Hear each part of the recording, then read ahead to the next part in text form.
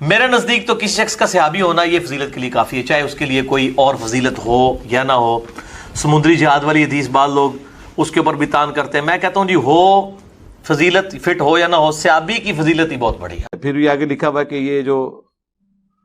سمندری جہاد اول جو جیش ہے جو سمندر میں جہاد کرے گا، اس کس صحابی کو خوشخبری دی گئی تھی؟ جی یہ حضرت معاویہ رضی اللہ تعالیٰ عنہ اس میں شامل تھے۔ جی یہ حضرت معاویہ رضی اللہ تعالیٰ عنہ اس میں شامل تھے۔ الحمدللہ رب العالمین والصلاة والسلام علی سید الانبیاء والمرسلین، اما بعد فاعوذ باللہ من الشیطان الرجیم، بسم اللہ الرحمن الرحیم۔ بحمد اللہ تعالی ہم اہل سنت و جماعت نبی پاک صلی اللہ علیہ وآلہ وسلم کے تمام صحابہ کرام رضی اللہ تعالی عنہم کی اپنے دلوں میں محبت رکھنے والے، ان کے فضائل و کمالات، ان کی خوبیاں، ان کے محاسن کو بیان کرنے والے، اور نبی پاک صلی اللہ علیہ وآلہ وسلم کے تمام صحابہ کا ادب و احترام اور ان کی عقیدت رکھنے والے ہیں۔ اس کے مقابلے میں اہل سنت و جماعت کے عقیدے کے خلاف ایک طبقہ ہے جو صحابہ کرام رضی اللہ تعالی عنہم کے خلاف منفی پراپیگنڈا کرنے کی کوشش میں رہتا ہے۔ صحابہ کرام علیہ مردوان کے خلاف سب و شتم، زبان درازی کرنا ان کا عقیدہ اور ان کا مذہب ہے، اور ایک طبقہ نیم روافض کا، تفضیلیوں کا، وہ سیدنا امیر معاویہ رضی اللہ تعالیٰ عنہ کے حوالے سے تنقید کرتے رہتے ہیں، اور کبھی کہتے ہیں کہ معاویہ کی شان میں ان کی کوئی فضیلت نہیں، ان کی کوئی منقبت نہیں، اور ایک طبقہ وہ ہے کہ جو فضائل و مناقب کو تو تسلیم کریں گے لیکن کہیں گے کہ نہیں، ان کے فضائل بیان نہیں کرنے چاہیے اور ان کے مناقب کو بیان کرنا ہی نہیں چاہیے۔ اہل سنت کا نظریہ یہ ہے کہ صرف امیر معاویہ کے بارے میں اپنی زبان کو بند رکھا جائے اور بس، اس کے علاوہ ان کے بارے میں ان کی فضیلت بیان کرنا یہ ناسبیت ہے۔ جبکہ بحمد تعالیٰ ہم اہل سنت کہتے ہیں کہ نبی پاک علیہ الصلوۃ والسلام کے صحابہ 1.25 لاکھ کے قریب جتنے صحابہ، 1,14,000 یا جتنے بھی صحابہ ہیں، ان صحابہ علیہ مردوان کی الگ سے خصوصی کوئی فضیلت ثابت نہ بھی ہو، عمومی فضائل جو نبی پاک علیہ الصلوۃ والسلام کے صحابہ کے ثابت ہیں، صحابیت کی بنیاد پہ ان کی فضیلت بیان کرنا، ان کی خوبیاں اور ان کے محاسن بیان کرنا، یہ اہل سنت و جماعت کا عقیدہ ہے۔ اور حضرت امیر معاویہ رضی اللہ تعالیٰ عنہ تو وہ صحابی ہیں کہ جن کے متعدد فضائل اور ان کو کئی شرف حاصل ہیں۔ نبی پاک صلی اللہ علیہ وآلہ وسلم کی احادیث ان کے حق میں، صحابہ اکرام کے اقوال ان کے حق میں، اور عمومی فضائل کا وہ مصداق ہیں، خصوصی فضائل ان کو حاصل ہیں، شرف اسلام ان کو حاصل ہے، شرف صحابیت ان کو حاصل ہے، شرف نسب ان کو حاصل ہے، شرف مساہرت ان کو حاصل ہے، شرف علم اور شرف امارت فی زمن الخلیفتین ان کو حاصل ہے، اور بے شمار ان کو فضائل حاصل ہیں۔ ہم ان کے فضائل اور ان کے مناقب کیوں بیان نہ کریں؟ اہل سنت کے ائمہ نے، محدثین نے ان کے فضائل کو بیان کیا، اور اہل سنت کا یہ عقیدہ ہے کہ ہم نبی پاک علیہ الصلوۃ والسلام کے صحابہ کے فضائل کو بیان کریں گے، ان کی خوبیوں کو بیان کریں گے، اور حضرت امیر معاویہ رضی اللہ تعالیٰ کی ذات کے تو بحمد اللہ فضائل موجود ہیں۔ علی سبیل التنزل اگر مانا جائے کہ فضائل نہیں بھی ہیں، بالخصوص خصوصی طور پر ان کے فضائل نہ بھی ہوں، تو تب بھی صحابی ہونے کی فضیلت ان کو حاصل ہے، اور صحابی ہونا یہ اتنی بڑی فضیلت ہے کہ دنیا کا کوئی عمل اس عمل کا مقابلہ نہیں کر سکتا۔ امام بخاری رحمۃ اللہ علیہ نے صحیح بخاری کے اندر فضل و اصحاب نبی صلی اللہ علیہ وآلہ وسلم کا چیپٹر قائم کیا، اور فضل و اصحاب نبی یعنی نبی کریم علیہ الصلوۃ والسلام کے صحابہ کی فضیلت کا چیپٹر اور باب، اس باب میں امام بخاری رحمۃ اللہ علیہ نے حضرت امیر معاویہ رضی اللہ تعالیٰ کا ذکر کیا ہے، اور 3764، 3765 اور 3766 یہ 3 روایت لے کے آئے، جس میں پہلی روایت حضرت عبداللہ ابن عباس رضی اللہ تعالی عنہما سے ہے کہ کسی نے حضرت امیر معاویہ کے ان کے سامنے ذکر کیا تو حضرت عبداللہ ابن عباس رضی اللہ تعالی عنہما نے فرمایا دعہ فإنہ صاحب رسول اللہ صلی اللہ علیہ وسلم، معاویہ کے بارے میں کوئی بات نہ کرو، ان کو چھوڑ دو، وہ رسول اللہ صلی اللہ علیہ وسلم کے صحابی ہیں۔ حضرت عبداللہ ابن عباس رضی اللہ تعالیٰ عنہما ان کے شرف صحبت کو مان رہے ہیں کہ وہ نبی پاک علیہ الصلوۃ والسلام کی صحبت سے مشرف ہیں، اور 3766 نمبر حدیث کے اندر حضرت معاویہ رضی اللہ عنہ خود کہہ رہے ہیں کہ میں نبی پاک علیہ الصلوۃ والسلام کا صحابی ہوں، اور امام بخاری نے ان کو صحابہ کے فضل کے باب میں، فضیلت کے باب میں ان کا تذکرہ کیا، اور یہ ان کی بہت بڑی فضیلت ہے۔ تو صحابی ہونا بھی بہت بڑا شرف اور فضیلت ہے جو کہ حضرت امیر معاویہ رضی اللہ تعالیٰ عنہ کو حاصل ہے، اور کوئی فضیلت حاصل نہ بھی ہو بحمد تعالیٰ۔ جب ہم تمام صحابہ کی فضیلت کو بیان کرتے ہیں، ان کا شرف اور ان کی عزت کو مانتے ہیں، تو حضرت امیر معاویہ رضی اللہ تعالیٰ عنہ تو نبی پاک علیہ الصلوۃ والسلام کی وہ صحابی ہیں جن کے لیے خصوصی فضائل بھی ثابت ہیں، ابھی میں ان کا انشاءاللہ تعالیٰ تذکرہ کروں گا۔ تو حضرت امیر معاویہ رضی اللہ تعالیٰ عنہ کی جو خصوصیات اور ان کے جو فضائل ہیں، ایک ہے عمومی فضائل، اس اعتبار سے شرف صحابیت کے اعتبار سے ان فضائل کے وہ مستحق ہے، اور ایک ہے خصوصی فضائل، وہ خصوصی فضائل بھی حضرت امیر معاویہ رضی اللہ تعالیٰ عنہ کو حاصل ہے۔ صحیح بخاری کے اندر 2924 نمبر حدیث امام بخاری لکھے ہے، اس حدیث کا ایک حصہ یہ ہے کہ نبی پاک صلی اللہ علیہ وآلہ وسلم نے فرمایا اول جیش من امتی یغزون مدینہ قیصر مغفور لہم، میری امت کا پہلا لشکر جو کیسر کے شہر پر حملہ آور ہوگا اور کیسر کے شہر میں جہاد کرے گا، مغفور لہم، ان کی بخشش ہوگی، وہ بخش دیے گئے، ان کی مغفرت ہوگی۔ اس حدیث کا مصداق سیدنا امیر معاویہ رضی اللہ عنہ کی ذات اقدس ہے، بالاتفاق وہ ٹھہرتے ہیں۔ مرزا جیلمی پہلے اقرار کر چکا ہے، پہلے تسلیم کر چکا ہے، اور یہی جو حدیث ہے اس حدیث کو مان چکا ہے کہ یہ حدیث حضرت امیر معاویہ رضی اللہ عنہ کی فضیلت میں ہے، یہ ان کی منقبت ہے۔ صحابیت کی بات کریں تو صحابیت کی فضیلت کے حوالے سے بھی مرزا جیلمی اس کو تسلیم کر چکا، اور یہ جو حدیث ہے کہ کیسر کے شہر پر میری امت کا جو پہلا لشکر حملہ آور ہوگا اس کی بخشش ہوگی، اس فضیلت کو بھی مرزا جیلمی تسلیم کر چکا۔ پھر بھی آگے لکھا ہوا ہے کہ یہ جو سمندری جہاد اول جو جیش ہے جو سمندر میں جہاد کرے گا، اس کس صحابی کو خوشخبری دی گئی تھی؟ جی یہ حضرت معاویہ رضی اللہ تعالیٰ عنہ اس میں شامل تھے۔ اس کے علاوہ صحیح مسلم کے اندر 6857 نمبر اور سنن ابی داؤد کے اندر سنن نسائی کے اندر یہ حدیث موجود ہے، اور یہ حدیث صحیح ہے کہ نبی پاک صلی اللہ علیہ وآلہ وسلم کے صحابہ کرام علیہم رضوان ایک مقام پہ حلقہ بنا کے اللہ کا ذکر کر رہے تھے، اور نبی پاک علیہ الصلوۃ والسلام کی ذات اقدس کے والے سے اللہ رب العزت کی بارگاہ میں شکر ادا کر رہے تھے۔ من علینا بکا، یہ الفاظ ہیں سنن نسائی کے اندر کہ اللہ رب العزت نے یا رسول اللہ آپ کو ہمارے اندر بھیج کے ہمارے اوپر جو اللہ نے احسان کیا ہے، اس احسان کا رب کی بارگاہ میں ہم شکر ادا کر رہے ہیں۔ اور جب نبی پاک علیہ الصلوۃ والسلام کے صحابہ اس مجلس کو، اس جلسے کو سجا کے بیٹھے تھے، تو اس مجلس اور جلسے میں حضرت امیر معاویہ بھی موجود تھے۔ نبی پاک علیہ الصلوۃ والسلام نے فرمایا کہ ان اللہ یباہی بکم الملائکہ، صحابہ تمہارا یہ جلسہ اللہ رب العزت کی بارگاہ میں اتنا پسند آیا ہے کہ اللہ تبارک و تعالیٰ تمہارے اس جلسے پر فرشتوں میں فخر فرما رہا ہے۔ کس جلسے پر؟ کس محفل پر؟ جو محفل صحابہ اکرام نے سجائی تھی، اور اس میں حضرت امیر معاویہ رضی اللہ تعالیٰ عنہ بھی شامل تھے۔ اس فضیلت کو بھی مرزا جیلمی نے بھی تسلیم کیا ہے کہ حضرت امیر معاویہ رضی اللہ تعالیٰ عنہ کی فضیلت ہے۔ حضرت معاویہ رضی اللہ تعالیٰ عنہ مسجد میں آئے اور دیکھا کہ کچھ لوگ ایک حلقے میں بیٹھے ہوئے ہیں اور آپس میں مسجد کے اندر گفت و شنید کر رہے ہیں، تو آ کے ان کے پاس کھڑے ہو گئے اور پھر فرمایا کہ تم لوگ یہاں پر کس لیے بیٹھے ہوئے ہو؟ تو انہوں نے کہا کہ اے امیر المومنین، ہم اللہ کا ذکر کرنے کے لیے بیٹھے ہیں،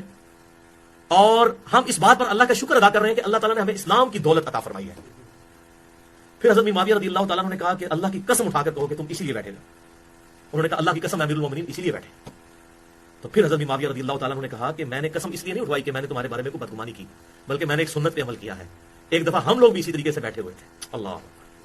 اور حضور صلی اللہ علیہ وسلم ہمارے پاس تشریف لائے۔ سیدنا امیر معاویہ رضی اللہ تعالیٰ عنہ کو شرف اسلام بھی حاصل، شرف صحبت بھی حاصل، اور شرف نسب بھی حاصل۔ ان کا نسب جو ہے وہ نبی پاک علیہ الصلوۃ والسلام کے نسب کے ساتھ ملتا ہے۔ قبیلہ قریش سے ان کا تعلق تھا، اور نبی پاک علیہ الصلوۃ والسلام کا تعلق بھی قبیلہ قریش سے تھا، اور رسول اللہ صلی اللہ علیہ وآلہ وسلم کے شرف سحر اور شرف مساہرت سے بھی مشرف ہیں۔ یعنی حضرت امیر معاویہ رضی اللہ تعالیٰ عنہ کی ہمشیرہ حضرت ام حبیبہ رضی اللہ تعالیٰ عنہ وہ نبی پاک علیہ الصلوۃ والسلام کی زوجہ ہیں، تو اس اعتبار سے نبی پاک علیہ الصلوۃ والسلام کے برادر نسبتی ٹھہرے، یہ بھی ان کو شرف حاصل ہے۔ پھر نبی کریم علیہ الصلوۃ والسلام کی بارگاہ میں ان کو صحبت پاک اور دائمی ملازمت حاصل تھی۔ رسول اللہ صلی اللہ علیہ وآلہ وسلم نے ان کو کتابت وحی کے منصب پر مامور فرمایا۔ سیرت کی جتنی کتابیں لکھی گئی ہیں جہاں نبی پاک علیہ الصلوۃ والسلام کے کاتبین کا ذکر ہے، حضور علیہ الصلوۃ والسلام نے جن کو کتابت وحی پر، کتابت خطوط پر مامور فرمایا تھا، ان میں حضرت امیر معاویہ رضی اللہ تعالیٰ عنہ کا ذکر بھی موجود ہے۔ اب مرزا جیلمی پہلے تو تسلیم کرتا تھا کہ حضرت امیر معاویہ رضی اللہ تعالیٰ عنہ کاتب وحی ہیں۔ اس میں سے سب سے پہلے نبی صلی اللہ علیہ وسلم کے مبارک دور میں وحی لکھوائی گئی، آپ صلی اللہ علیہ وسلم وحی لکھواتے تھے، اور اس میں زید بن ثابت رضی اللہ تعالیٰ عنہ ٹاپ آف دا لسٹ آپ کے لکھنے والے تھے، کاتب وحی۔ سیدنا معاویہ بھی تھے رضی اللہ تعالیٰ عنہ، اور بھی اصحاب تھے۔ سیدنا معاویہ بھی تھے رضی اللہ تعالیٰ عنہ، اور بھی اصحاب تھے۔ اور اب یہ کہتے ہیں کاتب وحی نہیں، وہ کاتب خطوط تھے علی سبیل تنزل۔ اگر یہ بات بھی مان لی جائے کہ نہیں وہ کاتب وحی نہیں تھے، وہ کاتب خطوط تھے، تو کیا کاتب خطوط ہونا یہ چھوٹی فضیلت ہے؟ کیا یہ ان کی فضیلت نہیں ہے؟ یہ ان کا شرف اور ان کا مقام نہیں ہے؟ یقیناً ان کا مقام اور ان کا شرف ہے، کیونکہ نبی پاک علیہ الصلوۃ والسلام نے ان پر اعتماد کرتے ہوئے ان کو امین سمجھ کے کتابت کے منصب پہ معمور فرمایا۔ نبی پاک علیہ الصلوۃ والسلام دوسرے ملکوں کے بادشاہوں کو خط لکھتے تو وہ خط بھی حضرت امیر معاویہ رضی اللہ تعالیٰ عنہ لکھا کرتے تھے۔ اقرا بن حابس اور عیینہ بن حصن، یہ دو سردار نبی پاک علیہ الصلوۃ والسلام کی بارگاہ میں آئے اور انہوں نے حضور علیہ الصلوۃ والسلام سے آ کے کچھ مانگا۔ نبی پاک علیہ الصلوۃ والسلام نے حضرت امیر معاویہ رضی اللہ تعالیٰ کو حکم دیا، فَقَاتَبَ لَهُمَا وَخَاتَمَ كِتَابَهُمَا۔ مسلم احمد بن حنبل میں حدیث ہے کہ نبی پاک علیہ الصلوۃ والسلام نے حضرت معاویہ کو حکم دیا کہ ان کو لکھ دو، اور حضرت معاویہ نے لکھا اور پھر نبی پاک علیہ الصلوۃ والسلام کی ان خطوط کے اوپر مہر جو ہے نا وہ ثبت فرما دی۔ تو یہ اہم منصب تھا حضرت امیر معاویہ کو نبی پاک علیہ الصلوۃ والسلام نے جس سے مشرف فرمایا۔ مسند احمد ابن حنبل میں حدیث ہے کہ نبی پاک علیہ الصلوۃ والسلام کے بال مبارک حضرت امیر معاویہ کاٹا کرتے تھے۔ اسی طرح مسند احمد ابن حنبل میں حدیث ہے کہ رسول اللہ صلی اللہ علیہ وآلہ وسلم کو حضرت معاویہ وضو کروایا کرتے تھے۔ وضو کروانا، نبی پاک علیہ الصلوۃ والسلام کے بال مبارک تراشنا، رسول اللہ صلی اللہ علیہ وآلہ وسلم کے خطوط لکھنا، کتابت وحی کے منصب پر آپ علیہ الصلوۃ والسلام کو ان کو معمور فرمانا، یہ فضائل ہیں حضرت امیر معاویہ رضی اللہ تعالیٰ عنہ کے، جن کو مرزا جیلمی جیسے جو حضرت معاویہ کے منکرین ہیں وہ بھی تسلیم کر چکے ہیں۔ اور سیدنا امیر معاویہ رضی اللہ تعالیٰ عنہ کی ذات اقدس کے حوالے سے صحابہ کرام علیہ مردوان نے جو ان کے فضائل بیان کیے اور ان کی جو ذاتی خوبیاں ہیں، ایک ہے ان کا جو فضائل نبی پاک علیہ الصلوۃ والسلام کی طرف سے، اور ایک ہے ان کے جو ذاتی محاسن اور ان کی ذاتی خوبیاں ہیں، مثلا عالم ہونا، فقیہ ہونا اور دانشور ہونا اور فہیم ذکی ہونا، اس کے علاوہ ان کا جو ہے وہ ایک مدبر ہونا، سیاستدان ہونا، سخی ہونا، یہ بھی ان کے فضائل ہیں۔ صحیح بخاری کے اندر 3764 65 66 یہ احادیث روایات حضرت امیر معاویہ رضی اللہ عنہ کے فضائل میں ہے۔ حضرت عبداللہ ابن عباس رضی اللہ تعالی عنہما سے کسی نے جب آ کے کہا وطر کے حوالے سے، حضرت امیر معاویہ کے حوالے سے، تو حضرت عبداللہ ابن عباس رضی اللہ تعالی عنہما نے فرمایا ان کو چھوڑ دو، فَإِنَّهُ فَقِيهٌ، کیونکہ وہ فقیہ ہیں۔ اب فقیہ ہونا یہ انسان کا شرف ہے، انسان کی خوبی ہے، جو حضرت عبداللہ ابن عباس رضی اللہ تعالی عنہما نے حضرت امیر معاویہ کی بیان کی۔ اور امام شافعی رحمۃ اللہ علیہ نے اپنی کتاب، یہ مسند امام شافعی ہے، صفحہ 86 پر یہ روایت ذکر کی ہے کہ حضرت عبداللہ ابن عباس رضی اللہ تعالیٰ عنہما فرماتے ہیں کہ لیس احد منا اعلم من معاویہ، ہم میں سے معاویہ سے بڑھ کر کوئی زیادہ عالم نہیں ہے، یعنی ہم میں سے سب سے زیادہ بڑے عالم معاویہ ہیں۔ ان کو فقیہ قرار دیا، ان کو بڑا عالم قرار دیا، ان کو رسول اللہ صلی اللہ علیہ وآلہ وسلم کی جو صحبت کا شرف حاصل ہے اس کا ذکر حضرت عبداللہ ابن عباس رضی اللہ تعالی عنہما نے فرمایا۔ اور یہ المعجم الکبیر طبرانی ہے، امام طبرانی اس میں سیدنا عبداللہ ابن عمر رضی اللہ تعالی عنہما سے حدیث لے کے آئے، جلد نمبر 6 صفحہ نمبر اس کا 223 اور 224 ہے، روایت نمبر 13251۔ اور یہی روایت ابو بکر ابن خلال السنہ کے اندر 2 سندوں کے ساتھ، یہ پہلی جلد کے صفحہ 441 اور 42 پر لے کے، اور محقق نے اس کی سند کو حسن کرا دیا۔ حضرت عبداللہ ابن عمر رضی اللہ تعالیٰ عنہ فرماتے ہیں کہ ما رأیت احدا من الناس بعد رسول اللہ صلی اللہ علیہ وسلم اسود من معاویہ، میں نے رسول اللہ صلی اللہ علیہ وآلہ وسلم کے بعد معاویہ رضی اللہ تعالیٰ عنہ سے بڑھ کر سخی کسی کو نہیں دیکھا۔ اس کا مطلب یہ نہیں کہ وہ حضرت معاویہ کو حضرت عثمان، ابو بکر مولا علی اور حضرت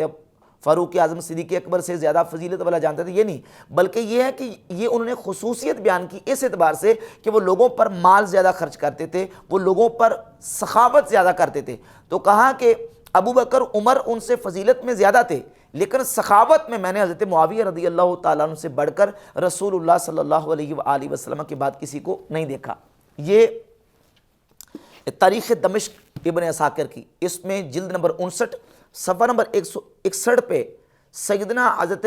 سعد بن ابی وقاص رضی اللہ تعالیٰ عنہ کا فرمان موجود ہے. حضرت سعد بن ابی وقاص رضی اللہ تعالیٰ عنہ فرماتے ہیں ما رأیت احدا بعد عثمان اقضا،